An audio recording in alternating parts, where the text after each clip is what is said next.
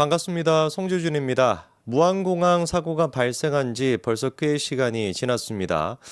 지금 이제 사건 조사도 한참 이루어지고 있고요. 그리고 블랙박스 같은 경우도 확보가 됐다라고 하는데 마지막 4분 같은 경우는 이게 또 녹음이 돼 있지 않다라고 하더라고요.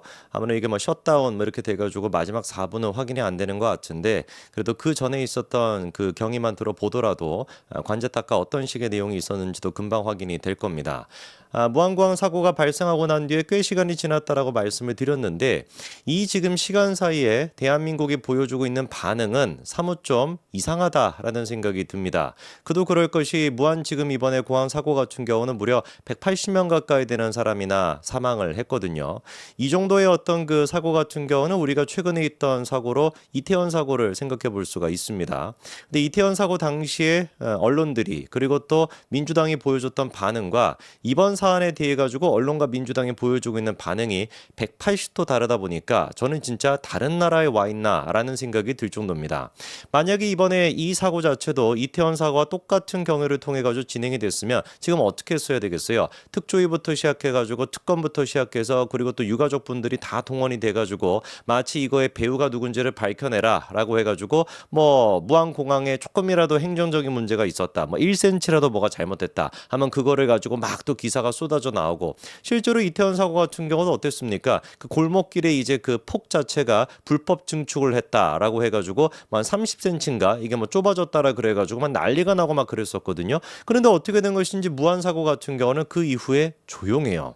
언론들 같은 경우도 하는 얘기가 그겁니다. 아예 그냥 제주항공 참사 이런 식으로 얘기하는 언론들도 있어요. 근데 제주항공 참사라고 하는 얘기는 굉장히 이거는 잘못된 프레임입니다. 왜냐하면 지금 비행기 자체가 문제가 있었다라고 하는 얘기는 어떤 전문가도 하고 있지 않습니다. 뭐 조사가 조금 더 필요하긴 합니다만 근본적으로 사고가 발생했던 문제는 무안공항 자체의 지금 문제거든요. 그렇기 때문에 제주항공 문제 이렇게 지금 할 것이 아니라고 한다면 제주항공 사고라고 하면 안 되는 것이고 무안항공 사고라고 얘기하는 것이 맞죠. 그리고 우리가 또 생각해 봐야 되는 게 언론들의 반응이 어떻습니까? 이태원 사고 때 같은 경우는 진실 규명만이 진정으로 유가족을 위로할 수 있는 것이다. 이런 식으로 기사가 쏟아져 나왔었는데 이번에 무안항공 같은 경우는 어떻게 된 것인지 진실 규명보다는 뭐가 먼저다? 위로가 먼저다. 이런 기사만 나오고 그 이후에 이 사고의 원인에 대해 가지고 무안항공의 문제점에 대해서 분석하는 기사는 MBC 경향 한겨레 이런 데에서 찾아볼 수가 없고 민주당의 얘기도 한마디도 우리가 들어볼 수가 없죠. 이게 만약에 그런 생각이 드는 거예요. 민주당 쪽의 텃밭이라고 할 수 있는 호남 쪽에 있는 항공사가 아니었다라고 한다면 이런 공항이 아니었다라고 한다면은 국민의힘 쪽에 조금이라도 정치인이 연관이 되어 있는 그런 공항에서 사고가 발생했다라고 한다면 과연 언론들이 어떻게 반응을 했을까? 뭐 그것이 알고 싶다. 그다음에 PD 수첩 뭐 온갖 것들이 다 동원이 돼가지고 지금 한 3부작 벌써 찍지 않았겠습니까? 참으로 진짜 이거를 보면은 기가 차다라는 생각이 듭니다. 이번에 그리고 공식적으로 국민의힘 또한 마찬가지로 이 부분에 대해 가지고 공론화를 지금 못하고 있는데 반드시 저는 공론화를 해야 된다라고 말씀을 드리고요. 이거에 대한 사고의 원인을 규명하는 것뿐만 아니라 이 호남 쪽에 관련돼 있는 정치인들 뭐 전남의회가 됐거나 관련돼 있는 정치인들 싹 다 우리가 정리해가지고 반드시 고소 조치를 취해야 됩니다. 실제로 가능하다라는 얘기를 이따가 제가 말씀을 드릴 겁니다.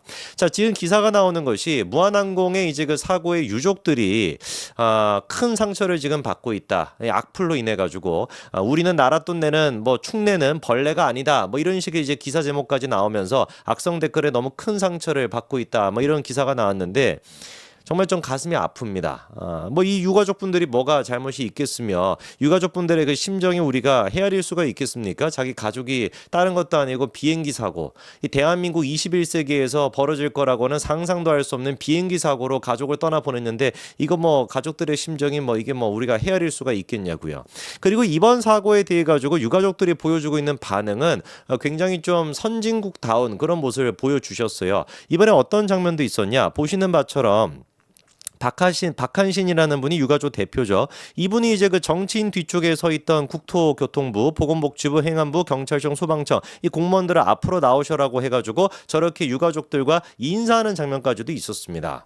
저기서 이제 그 유가족분들이 했던 얘기가 이분들이 저희를 도와주신 거다. 집에도 못 가시고 최대한 도와주셔서 정말 빨리 이제 그 관련된 그런 것들을 수습할 수가 있었다. 그렇게 하면서 감사 인사하는 그런 장면입니다. 사실 이런 식의 장면이 어디에서도 드러났어야 되는 거예요.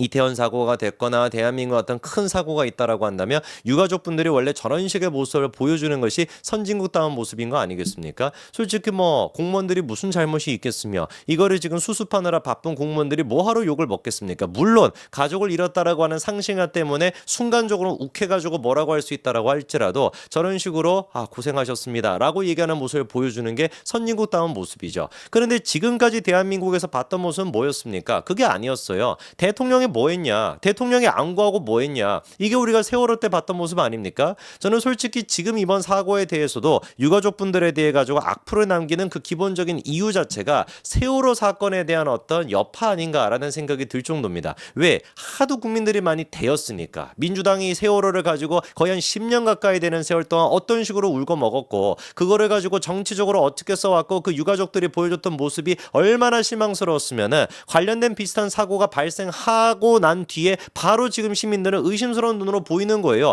저것도 마찬가지로 세월호처럼 똑같이 욕에 먹는 거 아니냐 그런 생각이 들 수밖에 없는 겁니다. 솔직히 대통령이 세월호를 갖다가 안구했다 그게 말이 되는 소리입니까? 대통령이 뭐 슈퍼맨입니까? 대통령이 뭐 슈퍼히어로입니까? 어떻게 가가지고 배를 갖다 끌어낼 수도 없는 것이고 절차에 따라 가지고 그 구조가 이루어지는 것인데 모든 책임을 갖다가 다 대통령한테 뒤집어 씌우고 그리고 또 사고라고 하는 것이 어떻습니까? 꼭 어떤 그 사고가 책임이 있어야지만 원인이 있어야지만 그거가 발생하는 것이 아닙니다. 이태원 사고 같은 경우도 어떤 특정인한테 이거를 물을 수가 없는 사고였잖아요. 솔직히 할로윈 때 그때 이제 많은 인파가 모이다 보니까 그때 그런 식의 사고가 발생하는 거 어떻게 우리가 예측할 수가 있겠습니까? 어느 누구도 예측할 수가 없었고 그렇기 때문에 MBC조차도 이태원 그 당시에 이제 그 거리두기 같은 게 정리가 되고 처음으로 모입니다라고 해가지고 마치 홍보하듯이 할로윈으로 그 놀러 오십시오 이태원으로 그런 식으로 홍보하는 듯한 영상까지도 그 찍었던 게 뉴스 보도까지 했던 게 MBC 아니었습니까? 어느 누구도 그거를 예측할 수가 없었어요. 그런데 완전히 조지지 않았습니까? 특정인을 갖다가 마녀 사냥하듯이 한 명 한 명 하면 다 조져가지고 아무런 사실 관계도 없는 사람들까지 다 조져가지고 날려보냈던 게 그게 이제 그 이태원 사고인데 어떻게 된 것인지 이번 사고 같은 경우는 전혀 그런 얘기가 없다라는 거예요.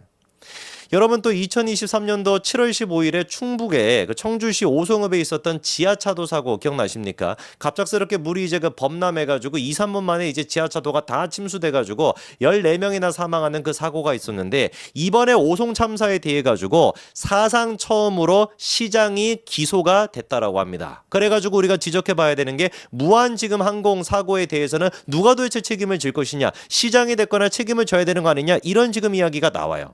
여러분과 아시는 것처럼 2022년도 1월 달부터 중대재해처벌법이라고 하는 것이 시행이 됐습니다. 근데 이 중대재해처벌법이라고 하는 것이 두 가지로 나뉜데요. 중대산업재해라고 하는 것이 있고 중대시민재해라고 하는 것이 있는데 중대시민재해가 뭔지 딱 직관적으로 머릿속에 들어오시죠. 그러니까 일반 시민이 일상생활 중에 지하차도나 여객기와 같은 공중이용시설에서 공중교통수단의 설계, 제조, 설치, 관리상의 결함을 원인으로 중대한 인명사고를 당하게 되면 중대 시민재해에 해당합니다 라고 하는데 딱 그게 지금 뭡니까? 무한항공이 닿고 무한공항 자체가 딱 거기에 지금 케이스에 들어가잖아요. 공중교통수단의 설계, 제조, 설치, 관리상의 결함 왜 도대체 그 둔덕이 존재했는가? 둔덕을 갖다가 왜 흙으로 뒤집어 씌워놓고 안에를 콘크리트로 그거를 다 채워놨던 것이냐? 그리고 이제 버드 스트라이크가 무한공항 같은 경우는 다른 데 비해 가지고 5배에서 7배 가까이나 되는데 왜 버드 스트라이크를 관리하는 직원들 같은 경우는 4명밖에 없었냐? 근처에 있는 지방공항들도 최소 14명이나 근무를 서고 있는데 왜 무한공항은 버드 스트라이크가 7배나 많이 발생함에도 불구하고 4명밖에 직원이 없었고 실제로 그때 당시에는 2명밖에 근무를 안 하고 있었다라는 거 아니에요? 관제탑에는 또 몇 명밖에 없었다라는 거다? 2명밖에 없었다라는 겁니다. 누가 보든지 간에 이번 사고가 발생했던 근본적인 원인은 무한공항의 설계, 제조, 설치, 관리상의 결함 4가지가 정확하게 다 들어간단 말이에요. 그럼 정확하게 이거 어떻게 해야 되겠습니까? 중대시민재해로 우리가 선정을 하고 이거를 지정을 하고 관련자를 갖다가 처벌해야 되는 거 아니에요? 세월호나 할로윈 참사 같은 경우는 그거는 업무상 과실치사죄입니다. 그런데 이 중대재해처벌법에서 중대시민재해가 들어가게 된다면 훨씬 더 심하게 처벌을 당하게 됩니다. 그래서 업무상 과실치사죄 같은 경우는 지자체장 기관장, 대표이사 이런 사람들은 처벌을 안 받을 수 있지만 이게 중대 시민재해가 들어가게 된다면 지자체장, 기관장, 대표이사 다 처벌을 받을 수밖에 없거든요. 근데 지금 제주항공의 문제가 아니라 무안공항의 문제라고 하는 것이 명확하게 드러나 있으니까 이거를 인허가 해준 관련돼 있는 정치인들, 지자체장, 기관장 싹 다 우리가 해가지고 어떻게 해야 되는 거예요? 처벌해야 되는 거 아닙니까? 이번에 오송 참사 또한 마찬가지로 사상 처음으로 시장이 기소됐다라고 하는데 이런 내용이 왜 도대체 우리가 얘기를 해야 그래야지 이게 전파가 되지 왜 도대체 이게 MBC나 경향이나 한겨레나 주요 언론사들은 왜 이거에 대해서 입을 꾹 닥치고 있을까요? 누가 받은지 간에 이게 책임이 누구한테 있으니까 민주당한테 있기 때문에 정말 저는 유가족 분들이 저런 식으로 고통당하는 것도 사실상 저는 민주당 책임에 있다라고 보는 것이고요. 이번에 이런 사고가 다시는 발생하지 않기 위해서 대한민국에서 이런 말도 안 되는 후진적인 사고가 발생하는 것을 다시는 우리가 막기는 위해서라도 어떻게 해야 되겠습니까? 관련자들을 엄격하게 처벌해야 됩니다. 국민의힘 또한 마찬가지로 이 부분에 대해 가지고 엄히 꾸짖고 엄히 이거에 대해서 지적하시기 바랍니다. 여기까지 말씀드리겠습니다. 감사합니다.